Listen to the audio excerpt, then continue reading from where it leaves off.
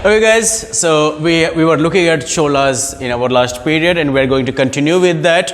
हमने उनके ऑर्गेनाइजेशन को देखा, किंग और मिनिस्टर्स के थ्रू कैसे वो अपना एडमिनिस्ट्रेशन हैंडल करते थे.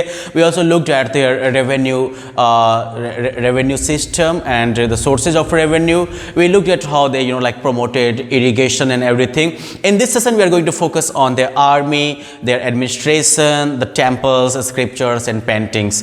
इन सब चीज़ों को हम लोग जो है इस सेशन में देखने वाले हैं. अब सबसे पहले हम आर्मी की बात करें अगर, तो चोलास की आर्मी में जो है 3 हिस्से होते थे, एलिफेंट्स, कैवलरी एंड इन्फेंट्री. तो एलिफेंट्स मतलब जो हाथी पर सवार सेना हो जाएगी, फिर आपकी कैवलरी हो गई जो घुड़सवार वगैरह हो जाएंगे, फिर इन्फेंट्री जो पैदल सिपाही वगैरह सब हो गए. और इसमें जो है काफ़ी ज़्यादा जो है कोशिश किया जाता था ट्रेनिंग पर और कैंटनमेंट्स जहाँ पर कि ये आर्मी रहती होगी वहाँ के डिसिप्लिन वगैरह पर. इसमें जो है मेनली जो आर्मी में जो लोग होते थे इसमें थे Kaikolas, basically man with strong arms, okay, या फिर सेंगुंदार, स्पीयर विल्डर्स, भालाधारी सब.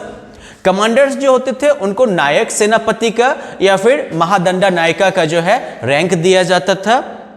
चोला राजा के अंदर जो है उन्होंने जो है कोरोमंडल, मालाबार कोस्ट और बे ऑफ बंगाल सब पर कब्जा कर रखा था. अब हम आते हैं अगले हिस्से पर, which was the like the administrative system और administration under the Chola empire. तो एम्पायर जो था वो मंडलम या प्रोविंसेस में डिवाइडेड होता था. मोस्टली जो है ये प्रोविंस के लेवल पर जो होता था, जो रॉयल फैमिली के जो लोग होते थे वो जो है शासन व्यवस्था चलाते थे. आगे जो ये प्रोविंसेस हैं इनको जो है वालानाडु या डिस्ट्रिक्ट में डिवाइड किया गया था. इसके नीचे फिर हो जाएगा आपका नाडु जो है वो, सॉरी नॉट नंदू, नाडु जो है वो ग्रुप ऑफ विलेजेस हो गए. और फिर जो है आपका बिल्कुल नीचे में आ गया फिर कुरम्स, गांव वगैरह आपके हो गए. विलेज असेंबलीज जो होते थे, इसमें एक जरूर था कि इसमें हर एक लेवल पर जो है एक सर्टेन डिग्री ऑफ ऑटोनॉमी दी जाती थी, अपने आप को गवर्न करने की, अपने आप को जो है रूल करने की एक सर्टेन डिग्री ऑफ जो है ऑटोनॉमी दी जाती थी. और जो विलेज असेंबलीज जो थी उनका अपना वो जो है अपनी सोसाइटी को एक साथ रखते थे ऑटोनॉमी और सेल्फ सफिशिएंसी के द्वारा. उत्तर मैरूर के इंस्क्रिप्शंस के मुताबिक जो है इंस्क्रिप्शंस के मुताबिक 3 तरह की असेंबलीज थी जिनका कि काफ़ी लोकल एडमिनिस्ट्रेशन में काफ़ी ज़्यादा जो है रोल होता था. और सभा और महासभा एंड नागरम. द उड़ जो था वो बेसिकली कॉमन विलेजेस की जो है असेंबली हुआ करती थी, जहाँ पर लैंड जो था वो सभी क्लास के लोगों द्वारा जो है ओन्ड होता था, यानी कि लैंड के ऊपर जो है कलेक्टिव मान लो कि उनका जो है पावर होता था, ओनरशिप होता था. ठीक है. और वो जो है बेसिकली जो है सब के सब जो थे वो उस मीटिंग के लिए इंटाइटल्ड होते थे. तो मतलब यहाँ पर इसमें जो है जाति वर्ण का पर आधारित कुछ नहीं था. जितने भी लैंड ऑनर्स होते थे उस जगह के सब जो है इस तरह की असेंबली में पार्टिसिपेट कर सकते थे, चाहे वो किसी भी वर्ण के हो, किसी भी जाति के हो. सभा जो होता था उसके अंदर जो है ये ब्राह्मण असेंबली होती थी एक्सक्लूसिवली, जिसमें कि जो ब्राह्मण देव विलेजेस जो होते थे, ठीक है ना, जहां वो ये उन जगहों पर होता था जहां पर सारा का सारा लैंड जो है वो ब्राह्मण्स के हाथों में होता था, उनके ऑनरशिप में होता था. फिर नगरम जो था वो लोकल मर्चेंट्स वगैरह का मीटिंग हुआ करता था, जहां पर कि ट्रेडर्स, मर्चेंट्स इन सब का जो है दबदबा होता था, इनका इन्फ्लुएंशियल रोल होता था.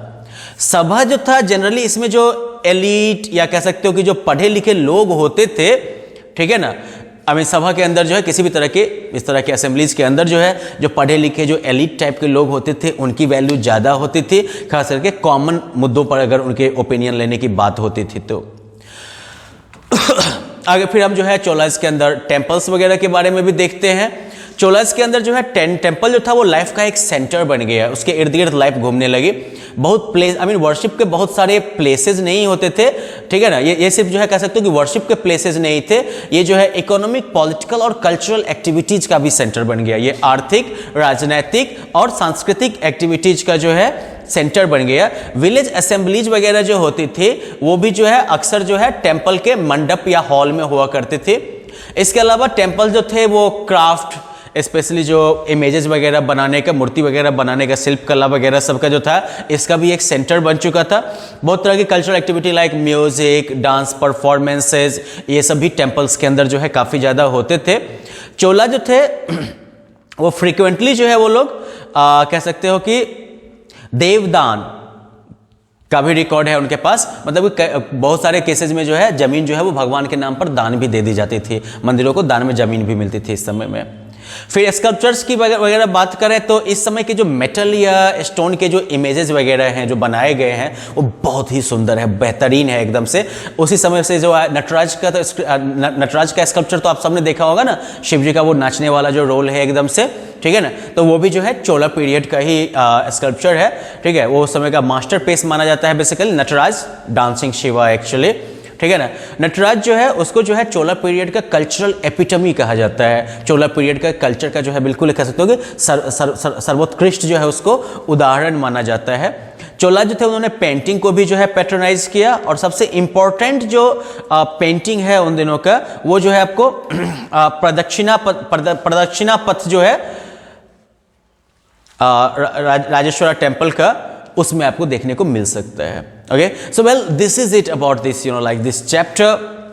तो बेसिकली इसमें हम हाईलाइट हमने क्या देखा कि 700 से लेके 1200 सीई के पीरियड में गुर्जर प्रतिहाराज, पालाज, राष्ट्रकूटाज और चाहमानाज वगैरह जो थे ये प्रोमिनेंस में आए नॉर्थ इंडिया में, राइट। और दूसरी तरफ साउथ इंडिया में जो है चोलाज का उदय हुआ। तीन किंगडम गुर्जर प्रतिहारा, पाला और राष्ट्रकूटाज जो थे ये बराबर झगड़ते रहते थे आपस में कन्नौज के ऊपर कब्जा करने को लेके जिसको कि ट्राइपर्टाइट स्ट्रगल के नाम से हम लोग जानते हैं। महमूद गजनी जो था वो सबसे पहला टर्किश इन्वेडर था इंडिया के लिए। साउथ इंडिया में जो है चोलाज जो थे वो सबसे पावरफुल किंगडम के तौर पर उभरे, राइट। वहाँ पर जो है किंग जो था वो हेड ऑफ स्टेट था और उसने काफ़ी अच्छा जो है उन्होंने एडमिनिस्ट्रेटिव सिस्टम वहाँ पर बना रखा था। चोला के अंदर जो विलेज असेंबलीज थी, ओड, सभा और नागराम, ये जो है काफ़ी इंपॉर्टेंट रोल प्ले करते थे एडमिनिस्ट्रेटिव डिसीजंस वगैरह में लोकल लेवल पर, राइट। तो ये सब जो है आपके की हाइलाइट्स हो गए इस चैप्टर के, and I guess you can easily answer like the questions and everything in this chapter now. If you have any problem, well, you know how to deal with it, right? Bye bye, have fun.